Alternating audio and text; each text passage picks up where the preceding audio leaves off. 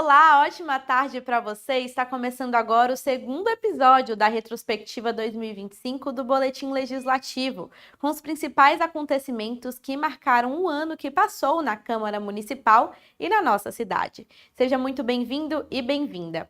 Vamos começar com uma notícia que marcou de forma positiva a vida das mulheres aqui da nossa cidade. A Delegacia de Defesa da Mulher de São José dos Campos passou a funcionar 24 horas por dia desde março do ano passado. Uma iniciativa que reforça as medidas de proteção às mulheres, já que a DDM fica aberta de forma ininterrupta para receber ocorrências de violência doméstica. A cada 5 minutos, um boletim de ocorrência por violência contra a mulher é registrado no estado de São Paulo. São cerca de 290 notificações por dia. Entre janeiro e novembro de 2024, os casos de feminicídio aumentaram 15% em comparação ao mesmo período de 2023. Os dados são da Secretaria de Segurança Pública. As mulheres estão denunciando mais, isso é devido às campanhas de divulgação, de incentivo para que as mulheres se manifestem, procurem ajuda, e inclusive o Estado se equipando com novos recursos para atender essas mulheres, como a delegacia eletrônica, que é possível fazer o boletim de ocorrência online. A maioria dos casos de violência ocorre à noite e nos fins de semana, quando as delegacias de defesa da mulher estão fechadas e as vítimas precisam fazer a denúncia durante o plantão de uma unidade convencional. Mas aqui na cidade, essa realidade mudou. A partir de agora, a Delegacia da Mulher de São José funciona 24 horas por dia, garantindo suporte e acolhimento para que as vítimas possam realizar suas denúncias contra seus agressores a qualquer momento. São José foi a primeira cidade da região a contar com um serviço. Antigamente era apenas o plantão policial, então a violência doméstica acabava sendo mais um tipo de ocorrência. Então o atendimento aqui é exclusivo para os casos de violência doméstica, e o que mudaria é que ela não precisaria, ela poderia qualquer hora do dia vir aqui, qualquer dia da semana, inclusive feriados, sempre ter uma equipe à disposição para atender a mulher. Atualmente, a região possui 10 delegacias da mulher, mas somente a unidade de São José terá funcionamento ininterrupto. O delegado responsável destacou a importância dessa iniciativa, especialmente para auxiliar e incentivar mulheres a fazerem denúncias e procurarem o apoio das autoridades. Mas o policial já está bem treinado, então ele percebe se o caso é um encaminhamento para outro órgão ou se é um caso de boletim de ocorrência mesmo. Então, iniciando o boletim de ocorrência, vai ser registrado o que ela narrou. Em alguns casos que envolvem um risco mais elevado à mulher, é feito, inclusive, o pedido de medida protetiva, que também é encaminhado em qualquer horário para apreciação da justiça no plantão judiciário. Nas ruas, a população também acredita que a ampliação no horário de atendimento vai ser um diferencial na defesa e proteção das mulheres. A gente vai ter um suporte mais rápido e vai fazer com que os homens pensem 2 vezes antes de sair por aí querendo agredir as mulheres, né? Um atendimento 24 horas, eu acho que, é mais rápido, né? Então, eu acho bem interessante, muito bom. A Câmara de São José também considera a implantação da Delegacia da Mulher 24 horas uma vitória. Esta era uma demanda antiga das vereadoras, fruto inclusive de diversas mobilizações e cobranças. A Amélia Naomi foi uma das parlamentares que levantou essa bandeira. Um serviço que, segundo ela, só foi possível pela luta das mulheres. Infelizmente, no final de semana, que é o maior número de agressões que as mulheres sofrem, com a desculpa da bebida, né? E é por isso que elas apanham.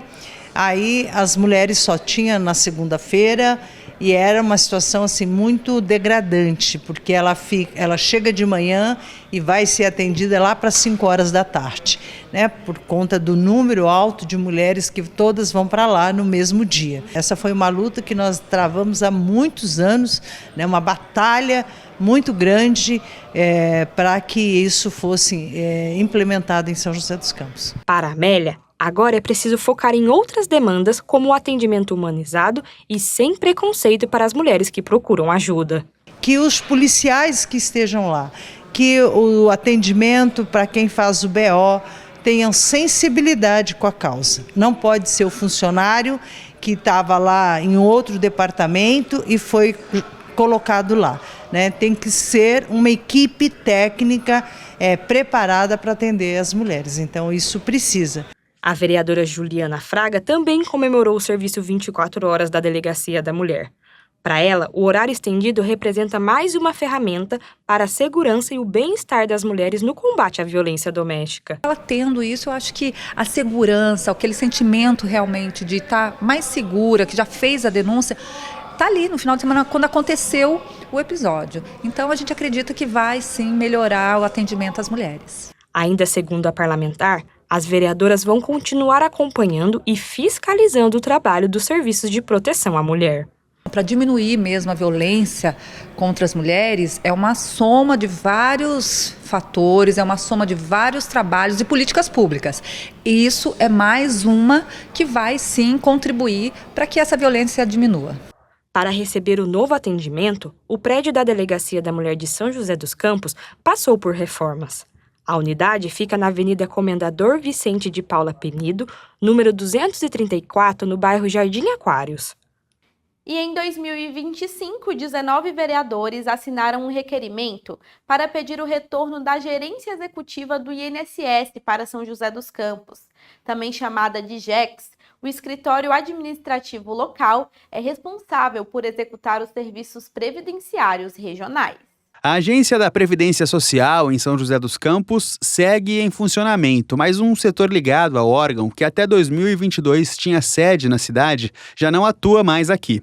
É a Gerência Executiva do INSS, também chamada de GEX. Ela funciona como um escritório administrativo local, ou seja, é responsável por executar os serviços previdenciários regionais, desde o atendimento ao público até a gestão dos benefícios e recursos. Há 2 anos, a gerência foi transferida para Taubaté, mas os vereadores da Câmara têm cobrado o retorno do serviço aqui para São José. O pedido foi feito em um requerimento assinado por 19 parlamentares e enviado ao INSS. Fechou a superintendência daqui, transferiu todos os funcionários para Taubaté, né, e outros para o Rio de Janeiro, né? Então, os cargos que eram de São José dos Campos foram para o Rio de Janeiro.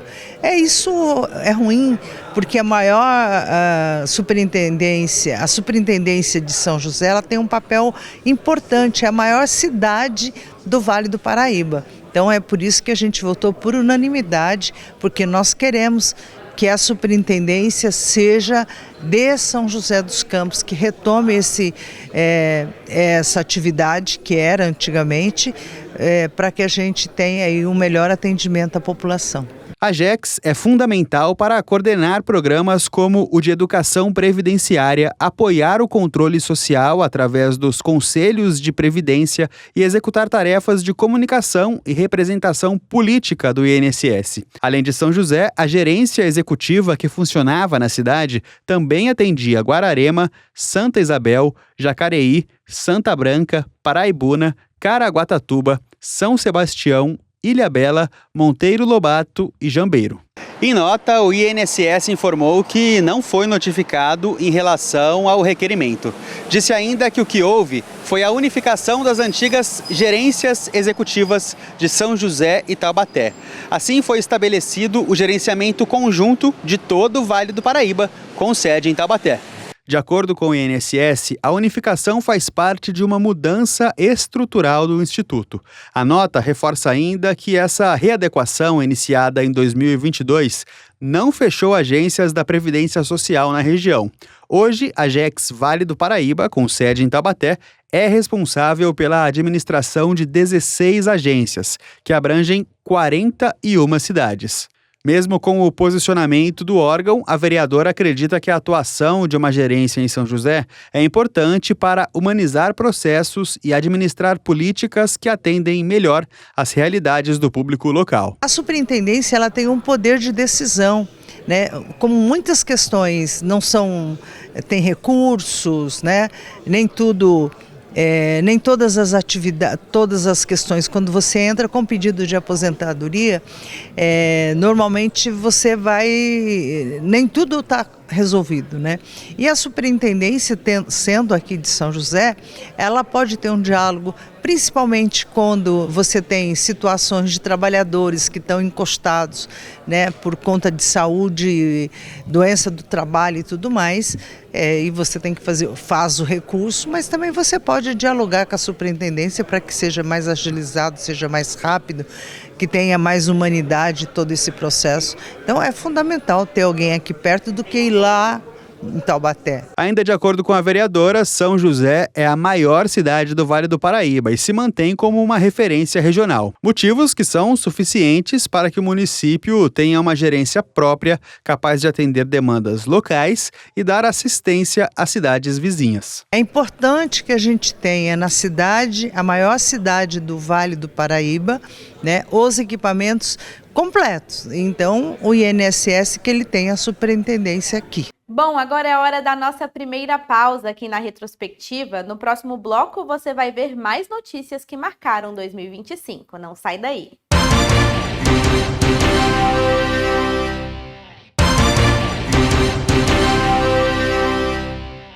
Voltamos com a retrospectiva e no ano passado o descarte irregular de resíduos foi um tema bastante debatido na Câmara Municipal. Vereadores receberam diversas denúncias sobre a prática ilegal e chamaram a atenção para a necessidade de conscientizar a população. Na reportagem, vamos mostrar que em São José há diversos pontos para o descarte correto de lixo e entulho. Esses moradores de São José separaram à tarde para descartar, no lugar correto, materiais que não utilizam mais. Diferente deles, uma pequena parcela da população não segue esse exemplo de cidadania. No primeiro trimestre de 2025, a Prefeitura registrou 10 autuações em flagrante de descarte irregular de resíduos.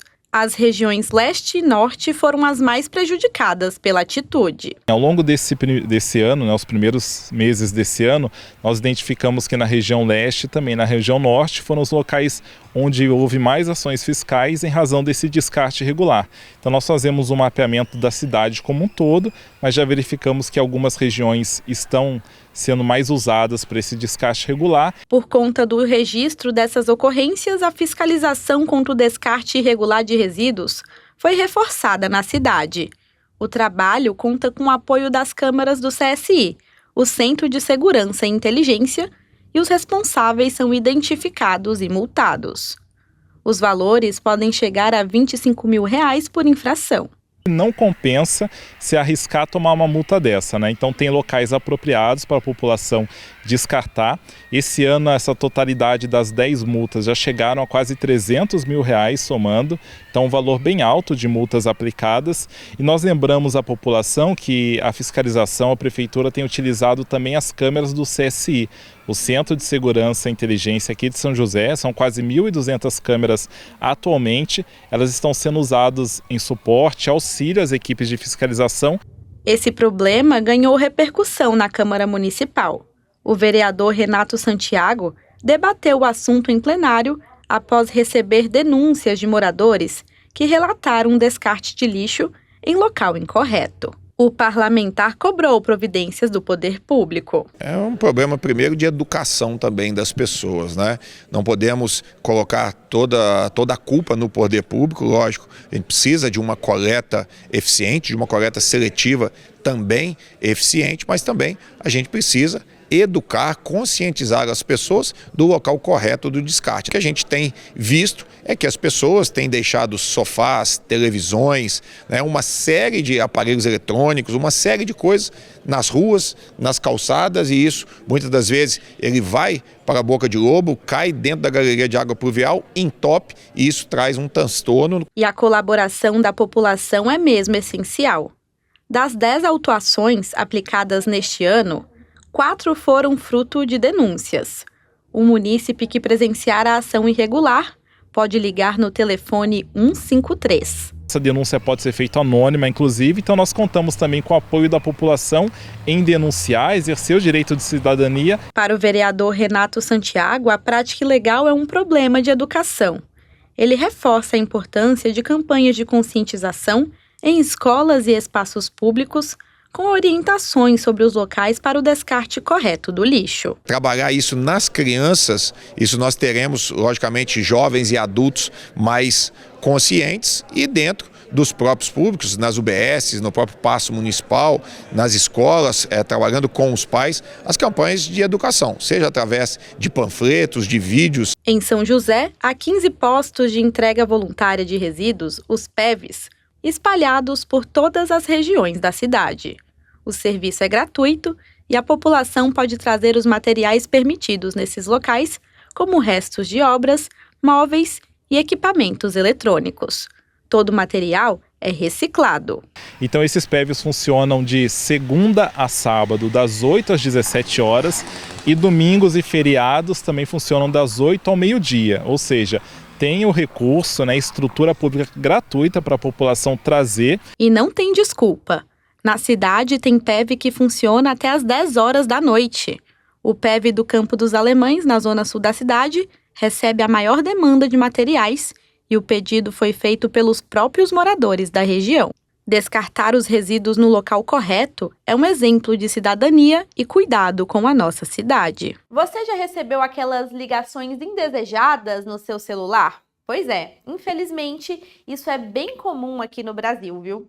Dados da Anatel, Agência Nacional de Telecomunicações, indicaram que todos os meses os brasileiros recebem 1 bilhão de ligações do chamado marketing abusivo, que é quando uma empresa realiza mais de 100 mil ligações por dia com auxílio de robôs. Em diversos momentos, Corifeu está assim, atendendo o celular ou recusando chamadas. Ele recebe cerca de 10 ligações de números desconhecidos por dia, uma situação que tem gerado incômodo há anos. Já tem uns 5 anos mais ou menos que eu recebo essas ligações e são mais ou menos de 5 a 10 ligações por dia, né? Às vezes é 3 de manhã, 3 à tarde e na hora de finalizar o dia mais 3 ligações ali. Na maioria das vezes, as ligações são mudas. Em outras, algumas empresas tentam vender serviços ou produtos. Tem até cobranças no nome de outras pessoas. Ele até já tentou bloquear as chamadas, mas não adiantou muito. Eu me cadastrei nesses telefones para bloquear. Bloqueou, mas aí passou alguns meses, retornaram as ligações. E também já tentei bloquear até mesmo do meu celular, assim, para não receber mais ligação, mas não adianta. Sempre troca de número para ficar ligando. O seu celular já ficou assim, cheio de chamadas de números desconhecidos? De acordo com a Anatel, a Agência Nacional de Telecomunicações, os brasileiros recebem mais de 1 bilhão de chamadas de telemarketing abusivo por mês. Mas, se você recebe chamadas de telemarketing sem consentimento e em grande quantidade, saiba que existem leis que garantem o seu direito de não ser incomodado. Essa advogada ressalta o Código de Defesa do Consumidor e a LGPD, Lei Geral de Proteção de Dados. Existe um artigo 39 do Código de Defesa do Consumidor que ele proíbe os fornecedores de produto, de serviços, enviarem qualquer fornecimento de produto, qualquer fornecimento de promoção, sem o aviso prévio e sem o consentimento do consumidor. E também tem a possibilidade do consumidor, se em qualquer momento ele quiser retirar os seus dados da base de dados das empresas, ele pode. Na Lei Geral de Proteção de Dados, tem 2 princípios. O princípio da necessidade e o princípio da finalidade. Dentro do princípio da necessidade, são quais os dados que são, de fato, necessários para o consumidor disponibilizar às empresas. Então, por exemplo, o telefone, eles normalmente sempre pedem, né? Mas o consumidor, se ele não quiser receber nenhuma promoção, nenhum dado da empresa, nenhuma ligação, ele pode se recusar a passar o telefone dele. Não tem nenhum problema.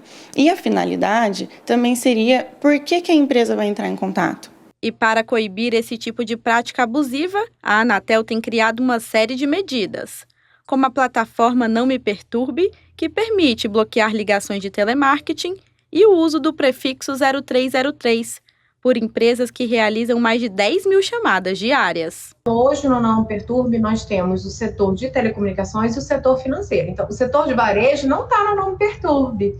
Então, mesmo que o consumidor se cadastre ali, pode ser que uma empresa de varejo ou de seguro de saúde fique importunando, por exemplo.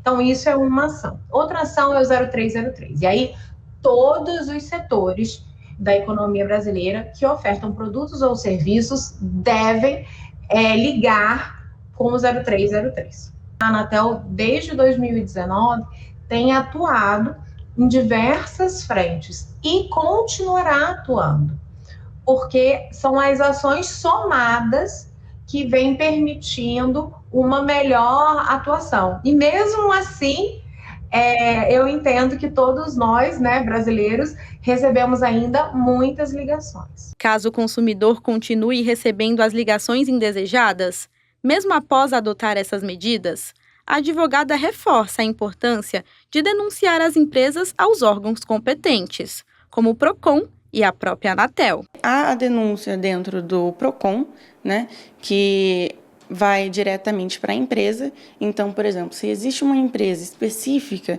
que o consumidor ele sabe qual empresa é, ele pode ir até o PROCON e abrir um processo contra essa empresa. Tá? E também tem as outras questões da Anatel. Depois de sofrer há tantos anos com ligações indesejadas, Corifeu pensa em utilizar os serviços para acabar com o incômodo e também denunciar as empresas que insistem em ligar sem autorização. Ele acredita que ainda faltam medidas mais eficazes para coibir esse tipo de prática que prejudica a rotina de quem recebe inúmeras chamadas por dia. Falta deixar bem melhor essa lei para proibir de vez mesmo essas ligações que ficam incomodando as pessoas. Segunda e última pausa na nossa retrospectiva. A seguir vamos te mostrar mais temas importantes que foram debatidos aqui no Legislativo. É já já!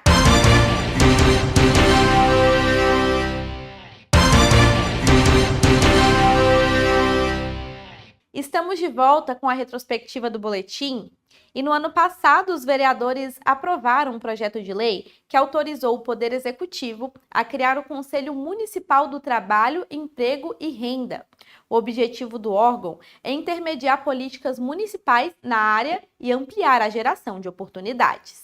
Até mesmo as profissões mais antigas estão sujeitas às mudanças do mercado. As demandas do varejo, por exemplo, não são mais as mesmas de anos atrás. Para entender essas mudanças e intermediar políticas públicas, São José passa a contar com o Conselho Municipal de Trabalho, Emprego e Renda. A expectativa é que o órgão atue como uma ferramenta de modernização e gestão participativa. Os trabalhadores vão ter sua representatividade, os empregadores também. E acho que é de suma importância para a gente discutir e colocar isso uma discussão mais ampla para a gente fomentar realmente esses três pilares, que é o trabalho, emprego e renda. O projeto para a criação do Conselho foi apresentado pelo Executivo e aprovado pela Câmara. Entre as competências do novo órgão estão deliberar acerca das políticas municipais na área, apreciar e aprovar o plano de ações e serviços do SINE, o Sistema Nacional de Emprego, e fiscalizar os recursos financeiros destinados a ele. Ao todo, serão 12 membros, entre sociedade civil e representantes do poder público e empregadores. As políticas públicas terem adequação ao que essa comissão pensa é de suma importância para atingir o seu objetivo, que aí a comissão leva no seu nome, né? O Sistema Nacional de Emprego foi criado com base na Organização Internacional do Trabalho, que orienta países a manterem um serviço público e gratuito de oferta de emprego. Aqui em São José, esse serviço é realizado pelo PAT, o Posto de Atendimento ao Trabalhador. Essa atividade de intermediar o contato entre empresas e mão de obra também passará a ser acompanhada pelo Conselho. Esse Conselho vem para ajudar na demanda, na oferta e na capacitação desses profissionais no trabalho e renda. O que o Conselho faz? Ele pode ser tanto consultivo, deliberativo e fiscalizador. Então, o Conselho ele pode exercer esse poder de fiscalização. A criação do novo conselho é vista como essencial pelo poder público. Além de fortalecer o diálogo entre governo, empregadores e trabalhadores, o grupo poderá promover ideias para impulsionar o mercado de trabalho em São José. Ter um olhar muito crítico e ajudar nas políticas públicas para que a gente possa trazer para a sociedade joseense uma melhor empregabilidade, uma renda maior. Então, isso está no ambiente joseense, esse ambiente de inovação, de a gente ser mais atrativo, tanto para as empresas, para os trabalhadores terem uma renda maior. Então, tudo isso está interligado e o papel do poder público de criar essas políticas, né? E outro projeto de lei de autoria do Executivo, aprovado aqui na Câmara Municipal, criou a Junta de Justiça Desportiva na cidade. O departamento visa permitir uma análise profissional de situações antiesportivas nas diferentes modalidades de esporte amador em São José. O gramado é praticamente a segunda casa do Naldo. Além de apaixonado por futebol, ele é responsável por um time amador da cidade, o Estrela Dourada. Para ele, tudo que acontece dentro de campo é especial. Essa paixão que mantém a gente em pé, né? Sem ela a gente não conseguiria não, porque a paixão vem em primeiro lugar. Os problemas a gente vai contornando ele, empurrando com a barriga, né? O famoso empurrando com a barriga, mas a paixão, ela não tem jeito. O futebol é, sem dúvida, uma das maiores paixões dos brasileiros e aqui em São José isso não é diferente. São mais de 80 clubes ligados à ACAF, que é a Associação de Clubes Amadores de Futebol. E se levar em consideração toda a cidade, esse número passa dos 400. Só que dentro de campo, as decisões não podem ser tão passionais assim. O Rodrigo é árbitro profissional e, vez ou outra, apita também no amador. Então, conhece bem as dificuldades do jogo. Ele sabe que controlar os ânimos de uma partida exige muito conhecimento. Eu sei por que não é o cartão amarelo, só que você não sabe. O problema é que as decisões tomadas pela arbitragem durante uma partida, às vezes, extrapolam as 4 linhas. A gente pensa fazer uma escala bem feita para todos os jogos, só que a gente tem que pensar que a gente está escalando um ser humano ali no jogo e a gente não quer colocar esse ser humano em risco. Então é uma escala sempre pensada da melhor maneira possível. Mas como são muitos jogos, às vezes a gente não consegue agradar a todas as equipes de todas essas competições que estão rolando ao mesmo tempo. Mais um projeto de lei aprovado pela Câmara pode levar proteção legal para as partidas de futebol da cidade. O texto cria a Junta de Justiça Desportiva de São José dos Campos. Segundo o projeto, a Junta irá decidir sobre casos de infrações desportivas, que podem envolver clubes, atletas, dirigentes e outras pessoas ligadas ao esporte.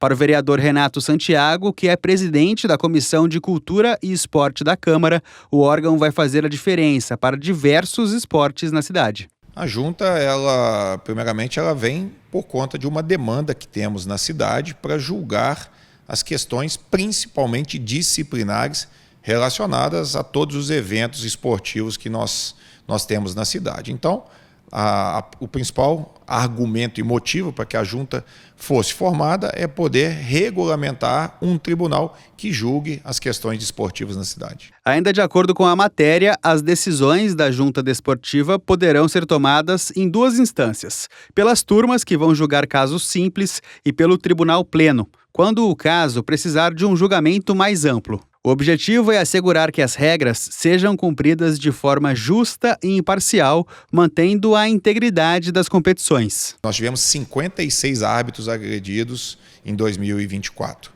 Né? Mais de um árbitro por semana durante todo o ano.